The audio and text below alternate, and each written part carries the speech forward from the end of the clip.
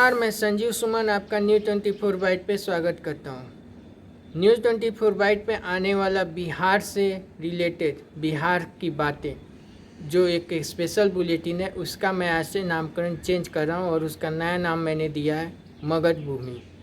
जी हाँ, मगध भूमि, जिसमें मैं बात करूँगा मगध यानी कि बिहार से रिलेटेड वर्तमान की सारी जानकारी दूंगा। वर्तमान में सारी घटनाएं क्या हो रही है उसके बारे में बताऊंगा, साथ ही साथ भविष्य में क्या हो सकता है उसके बारे में आपको जानकारी दूंगा। साथ ही साथ पास्ट में यानी कि पहले क्या हो गया उस सब के बारे में भी आपको बताऊंगा।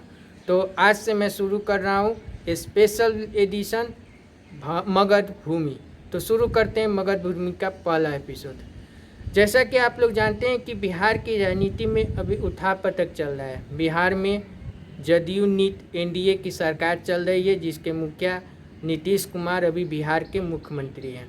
लेकिन अभी कुछ दिन पहले बिहार के राष्ट्रीय अध्यक्ष यानी कि बिहार जदयू के राष्ट्रीय अध्यक्ष आरपीएन सिंह ने मोदी कैबिनेट में ज्वाइन किया है और वे मोदी कैबिनेट में इस्पात मंत्री बनाए गए हैं, केंद्रीय इस्पात मंत्री। उसी के बाद में बिहार की राजनीति में खासकर जदयू के अंदरूनी पार्टी में कलह की खबरें छन छन के बाहर आ रही थी।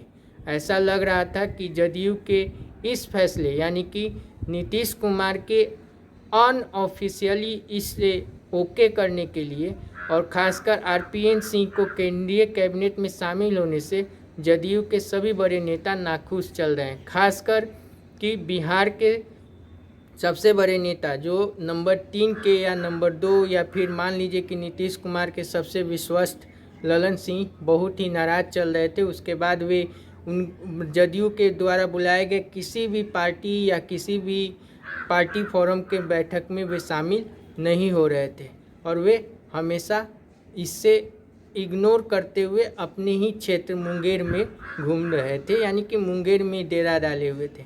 आपको मैं ये भी जानकारी दे दूं कि ललन सिंह अभी मुंगेर से सांसद हैं। तो इन सब के बीच ये कयास लगने शुरू हो गए कि जदयू में दो फाड़ हो सकती है या जदयू में कुछ बड़ा घटना घट सकती है। लेकिन इसी बीच नीतीश कुमार जी और खासकर राष्ट्रीय अध्यक्ष जदयू के आरपीएन सिंह ने यह ऐलान किया कि वे अगर चाहेंगे तो अगर नीतीश कुमार चाहते हैं तो वे पार्टी अध्यक्ष पद यानी कि राष्ट्रीय अध्यक्ष पद छोड़ देंगे। इसी को देखते हुए ये कयास लगना शुरू हो गया था कि हो सकता है कि आने वाले दिनों में वे राष्ट्रीय अध्यक्ष का पद छोड़ देंगे और बिहार जदयू और उसके संसदीय बोर्ड, उसके सभी एमपी विधायक मिलकर अपना नया राष्ट्रीय अध्यक्ष नियुक्त कर सकते हैं। और खबर यही आ रही है कि पिछले दिनों जदयू के राष्ट्रीय अध्यक्ष का चुनाव हुआ है उससे पहले कल दोपहर 2 बजे यानी कि 31 जुलाई को दोपहर 2 बजे दिल्ली के आवास पे मीटिंग होने के पहले, मतलब कि दिल्ली के ऑफिस में जो शाम 7 बजे मीटिंग होने वाली थी उससे पहले बिहार में अन्य मार्ग यानी कि नीतीश कुमार का जो आवास है उस पे सभी सांसदों की एक मीटिंग हुई थी और उसके बाद शाम 7 बजे खुद राष्ट्रीय अध्यक्ष जो वर्तमान में थे आरपीएन सिंह ने ललन सिंह को राष्ट्रीय अध्यक्ष बनाने का प्रस्ताव सबके सामने रखा और जिसे सभी लोगों ने सर्वसम्मति से स्वीकार कर लिया और इस तरह से ललन सिंह अगले राष्ट्रीय अध्यक्ष बनाए गए हैं। तो इस तरह से बिहार जदयू के अंदर यानी कि जदयू पार्टी के अंदर अब राष्ट्रीय अध्यक्ष ललन सिंह हैं और वे अब राष्ट्रीय अध्यक्ष हैं और वहीं अब सब कामकाज देखेंगे।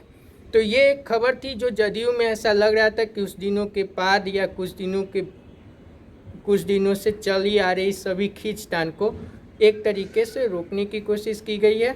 और इस राष्ट्रीय अध्यक्ष के चुनाव में बहुत से 2-3 ऐसे नाम चल रहे थे जिन पे कयास लग रहे थे, जिसमें खुद नीतीश कुमार जो मुख्यमंत्री है वे फिर से राष्ट्रीय अध्यक्ष बन सकते हैं, ऐसी भी बातें चल रही थी। या फिर अभी कुछ दिन पहले जदयू में अपनी पार्टी राष्ट्रीय लोक जनता रालोकपा यानी कि राष्ट्रीय लोक जनशक्ति पार्टी को मर्जो करने वाले उपेंद्र कुशवाहा, जो अभी संसदीय दल के अध्यक्ष हैं, वे भी, उनका भी नाम चल रहा था। लेकिन खबर तो ये भी है कि अंदरूनी जदयू के किसी भी कार्यकर्ता या सभी उसके बड़े नेताओं में ये अंदरूनी विरोध भी चलना शुरू हो गया था कि उपेंद्र कुशवाहा का नाम नहीं आना चाहिए, वे राष्ट्रीय अध्यक्ष न बने। और तीसरा ललन सिंह का नाम भी चल रहा था। आखिरी में ललन सिंह के नाम पर सर्वसम्मति बन गई और ललन सिंह अध्यक्ष चुन लिए गए। तो अभी तक के लिए यही है कि जदयू में उठे बवाल को लगभग अब शांत कर लिया गया है और ललन सिंह की नाराज़गी को दूर करके उन्हें भी एक अच्छे पोजीशन में बैठा दिया गया है। तो आज के लिए बस इतना ही। ऐसे ही बहुत सारे खबर मैं लेकर आपको मगध भूमि के द्वारा आपको बताऊंगा।